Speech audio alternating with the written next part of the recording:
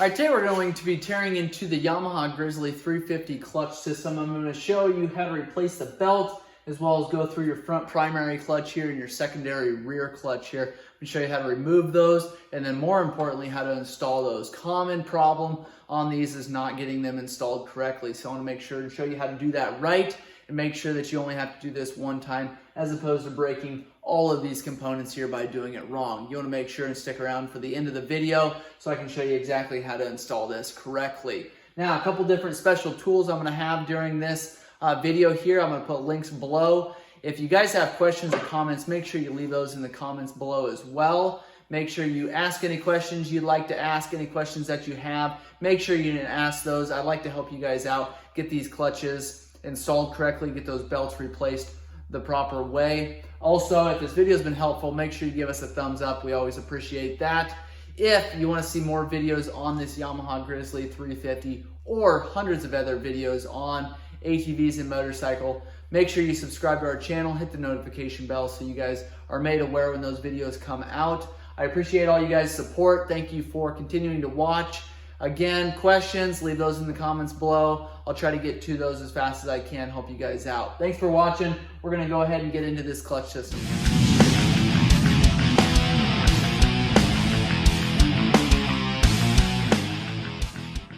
All right, to get started here, I like to remove this footwell. Now, you don't have to remove the rear fender or the front fender to do this job, but I do suggest removing this footwell because you've got some bolts that are down here that are going to be extremely hard to get to without removing this. Actually, I'm not totally sure you can without busting all this up. So 4 10mm bolts, you've got a 10mm here, here, here, and here. Remove those. Those are a collared bolts. I actually don't have those with me. I remove those because a lot of times they get a lot of dirt and debris shoved down in here, and they can be a challenge to remove. So I would suggest getting that area cleaned out. You can use a pick or a screwdriver. Then I like to take my socket, take a hammer, and just tap on it. Make sure we've got a good firm grip on that bolt before we remove that. Too many times, those bolts will end up breaking down into your frame here underneath because of the amount of water and debris that sit down in those spots there. I hope Yamaha doesn't continue to make their footwells that way because they are kind of a pain in the neck. Now, the next thing, what you can do once you get those 4 bolts removed, a lot of times you can actually take and just slide this out enough to get to these bolts. Now, if you're replacing your clutches or you're doing anything else inside of here, I suggest just removing this footwell. If all you are doing is replacing your belt, maybe you don't remove all of these bolts on the top of your footwell. Sometimes that can take some time. These are an Allen bolt. Sometimes those can be a challenge. They've got a small bolt or a small nut on the back there, and sometimes those can be difficult. So you can decide if you want to remove this footwell. I personally like to just get it out of the way, make sure we're not bending or tweaking parts that we shouldn't be bending and tweaking when we're going to replace these clutches in the belt here. So to remove this footwell, then again, remove those, I believe 6, 2, 4, 6, 3 on the front and 3 on the back there, and then you can go ahead and remove that footwell. A lot of times you got to take that brake lever, push it all the way down, and then you can take and slide this footwell up and out of there. This can be a finger pincher, so just be careful because that is obviously spring loaded there. You want to be careful of that. So set that footwell aside. We're not going to need that for some time. Now, you're going to see that a lot of these bolts were removed. I did that just to speed this video up a little bit. Also, you've got a drain plug here. And what's cool about these is if you're riding in any kind of water at all, or it rained on this four-wheeler, or your belt is just slipping, what I suggest doing is pulling this plug to see if there's water that comes out of there. If there's a little bit of water that comes out, I suggest pulling that cover off of there, getting it dried out really well. If no water comes out, you know probably you've got to pull that cover, you've got other issues. So to pull this then, 10mm bolts all the way around this as well. Go ahead and remove those. I don't know how many I have on here still. Looks like 1, 2, 3.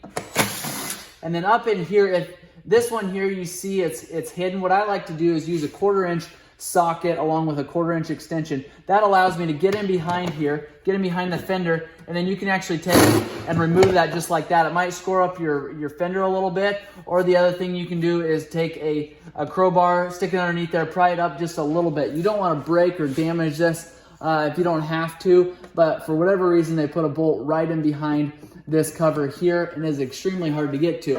What I don't like doing is removing that entire rear fender just for one stinking little bolt there. So Just a trick, try removing that without removing this rear fender because you're gonna save yourself some time. Push this brake pedal down, and then you're gonna be able to remove that cover. Pull that off of there, and you can see underneath of there is your clutches. Like I said, this is your secondary, this is your rear clutch, this is your primary, your front clutch. You've got a cage here. Yamaha calls this a clutch cage or a front house. Actually, I think they maybe call it a housing. But anyways, so there is your cover there. You should have a gasket in there. I can see this one. Oh, this one does have a gasket. It's shoved down in there. There's your drain bolt there. You can see that if that drain bolt or this drain plug is on there, it's not actually going to be completely at the bottom of your cover there, so you can actually have a little bit of water sitting in there that doesn't get drained out by pulling that plug. So keep that in mind. That's why I said if you do have water that comes out of that plug there, I like to go ahead and just remove that clutch cover just to completely drain that, get that dried out really well. Now underneath here you'll have your cage is going to be held on by 10mm bolts. So go ahead and remove those. Okay, there's 5 of those bolts. Now what you can do is take and pull that out. Pull straight out. Those bolts will stay in position there, and this is what the cage looks like. Now, if you've got some obnoxious whining or some squealing, sometimes there is a bearing in behind here, and you can pull that out. Oops, that's an 8mm, sorry. You can pull that out with an 8mm socket. You can get that bearing in behind there. You can free that up, pull that out, and replace that if need be. What happens a lot of times is this gets hot from in here. Maybe this bearing is sticking, or maybe it's not spinning freely on your actual post here, and that bearing will seize up. Or start seizing up. It'll cause all kinds of noise and racket. You want to get that replaced. You want that to spin freely. The shaft here is so long that if you don't have this cage in here and you are putting some serious amount of torque on this clutch assembly, it can actually take and tweak this shaft back and cause some major problems there with your drive system. So that's why they have this cage, holds that clutch shaft into place there, and kind of keeps things spinning straight and free. So again, remove that. I'm gonna grab a couple sockets for these larger nuts here. All right, I've got my 1/2-inch drive impact here. I've got a 22mm socket that's gonna remove both of these nuts here on both these clutches. This is extremely greasy inside of here, and I just don't want to deal with the mess on my hands, so I put on these gloves. Make fun of me all you want. I'm gonna go ahead and remove these nuts at this time. I like to use the 1/2-inch impact, much stronger. These are larger nuts. Sometimes they are Loctited on there. I like to Loctite them on there. I'm not totally sure if you do from the factory or not, but go ahead and remove those. If all you're doing is replacing the belt, what you can do at this point is just remove the front clutch here. This is a movable sheave is what they call this. The movable sheave is this portion of the clutch. It's kind of, there's a lot of different pieces here, but there's 2 main sheaves. So you've got your fixed that's in the back, you've got your movable that's up front here, and I'll show you why it's movable here in a little bit. But if all you're doing is replacing the belt, and I'll show you how to do that first, go ahead and remove your movable sheave. And you can see there that pulled out of there, you've got your washer here, you've got your nut. Make sure you remember where those go. You can take then and move your movable sheave out of here. So there is a spacer there. You've got your fixed sheave here. You can see it spins one direction easy, the other direction it won't. You want to inspect your sheave here, make sure that this surface is in great condition, make sure it doesn't have any grooves or any major dings or wear in it. How these get grooved is if you're going one speed consistently, you'll make a groove in that area. So what a lot of guys I see in my area are spraying weeds or spraying ditches or spraying fence lines. They'll be going, say, 3 miles an hour all the time. They'll end up wearing a groove in these sheaves from going that speed all the time. So if you are doing some spraying, I suggest kind of moving, changing speeds periodically to make sure you're not wearing that groove in there. You'll also get a groove in your fixed sheave there as well. This fixed sheave is not very expensive. You can actually buy these used for a pretty reasonable price. These here are much more expensive. They're a lot more involved there, and I'm going to get into those clutches here in a little bit. I'm going to get into this sheave here in a little bit.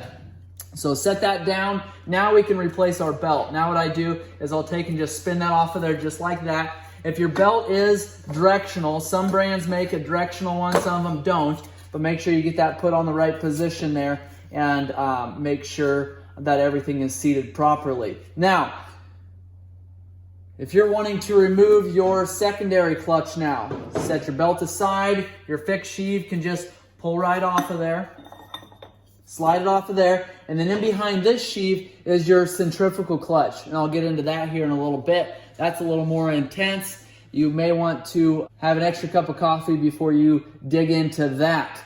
To remove your secondary clutch here, your back clutch here, go ahead and remove that. This is a very, very simple procedure here. Okay, so sprayed a little WD-40 on there.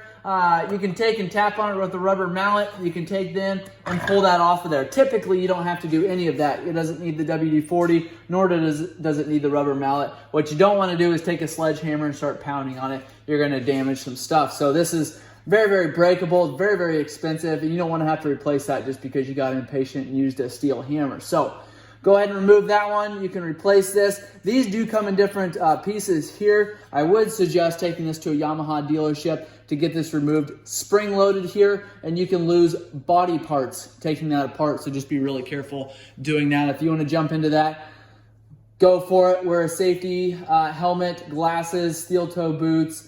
Make sure that women and children aren't anywhere close to you, and go ahead and dig into that if that's your wish. I would just be careful doing that. Probably actually not as bad as I'm saying, but you just don't see that many issues with these secondary clutches, so I typically don't dig into these very often. Really all it is a large nut here.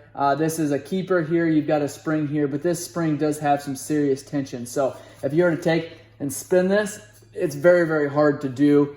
Well, I'll show you something here in a little bit to show you how much tension is on that clutch there. So it's quite a bit. You can't actually spread these apart very, very easily. So take now, putting everything back together. I want to show you this. Make sure you pay very close attention. Do it in the steps that I'm showing you how to do it. So slide this on. You want to make sure that your splines are lined up. So you've got splines inside here. You also have splines in here. That makes sure that your secondary clutch spins when your transmission is engaged. So that's going to go in there. That's going to go one spot on there. You don't really have a whole lot to worry about there with that one. I do like to Loctite this. So I'm going to dig in here in a little bit to these clutch assemblies in a little more detail back in here, your centrifugal clutches. So that is why I am not Loctiting these at this point there. Tighten that up, okay? People are going to say, well, don't use an impact for those nuts. All right, well, do what you want. You don't have to use an impact if you don't want. I just use an impact. You Loctite them, you're not going to have any issues. But if you don't want to use an impact, don't use an impact. Okay? Fixed sheave can go on at this point. Slide that on. Make sure splines are lined up. Make sure it sits all the way back. You shouldn't have a whole lot of a gap there between your fins there and this back panel here. So make sure that's slid on. Now what you do at this point, put your belt on. Okay? Pretty easy to do at this point, isn't it? Spin that on, make sure it's going the proper direction. Make sure you don't get your finger in behind that belt between here. That is really gonna hurt. So just be careful doing that. Spin that on there.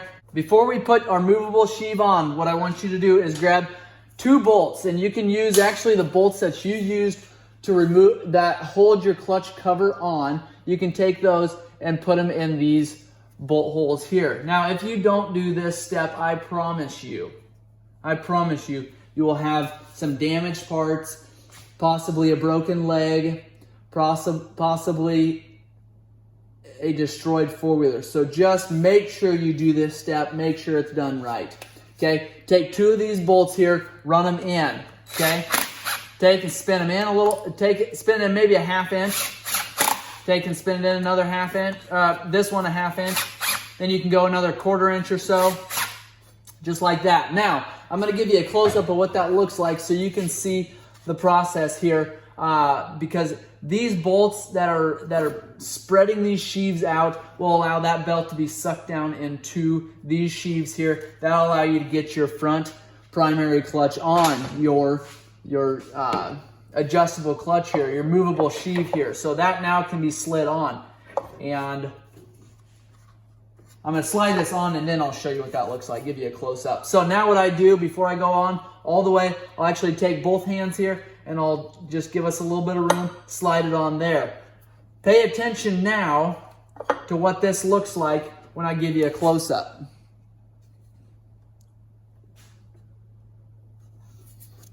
Okay, you can see their splines are exposed. You want to make sure that those splines are exposed.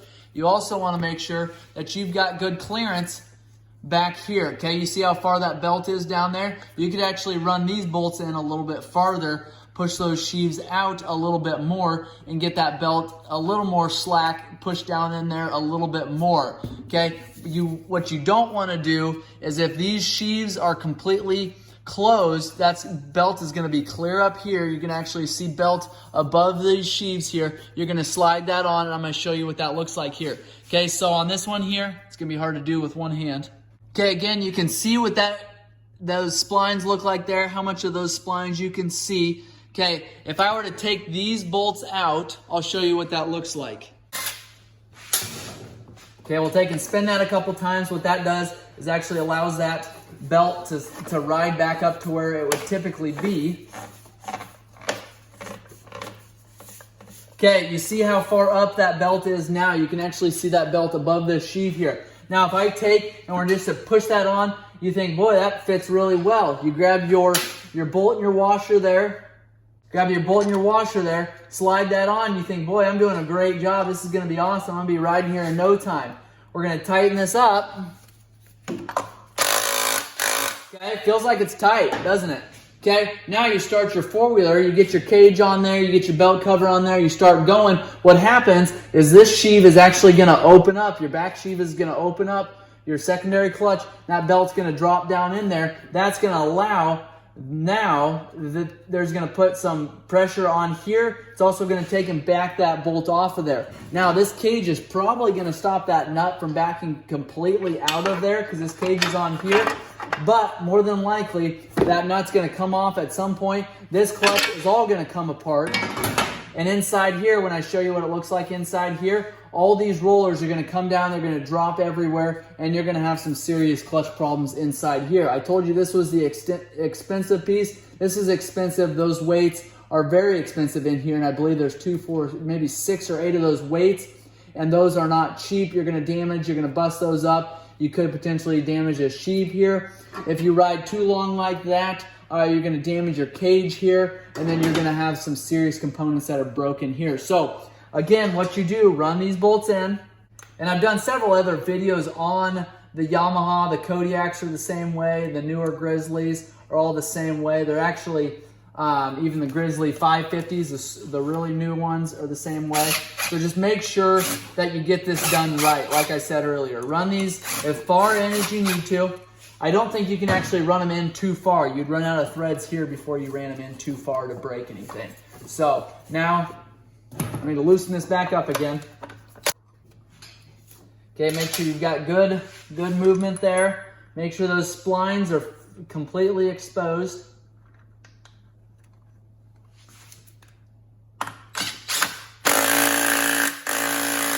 Okay, snug that up. Again, I use Loctite on these as well because you really don't want those coming undone. Now, do not forget, otherwise you're not going to go anywhere, to pull these out. Get those pulled out, and then what I do before I take and start that four-wheeler is I just spin that clutch back to get that belt aligned to where it needs to be. You can see as you spin it back like this, it'll actually work its way out, and then it'll sit down to where it needs to be in the neutral position. Otherwise, it might do something funky when you start that four-wheeler and put it in gear. So spin it back a handful of times to get that belt completely expanded back to where it needs to be. Everything should be good to go there. Again, I'm going to dig into this movable clutch sheave here in a little bit. I'm going to show you all those components, but I wanted to show you that quick, how to replace that belt. Didn't end up being quick, but I want to make sure that you guys understand exactly what it entails to replace the belt on these things. I don't want you guys to break a whole bunch of parts doing it. Again, if this video has been helpful, make sure you like and subscribe. I'm going to jump right into this second portion of this video. If you need to, go replace your belt. If you need to dig farther into this clutch sheave, continue watching. I appreciate you guys' comments, your questions that you have. All the support and the feedback that I get from you guys is really, really encouraging. I appreciate everything you guys say. So pulling this back off again. And I'm going to do this in a hurry since we've already gone through all this at one point.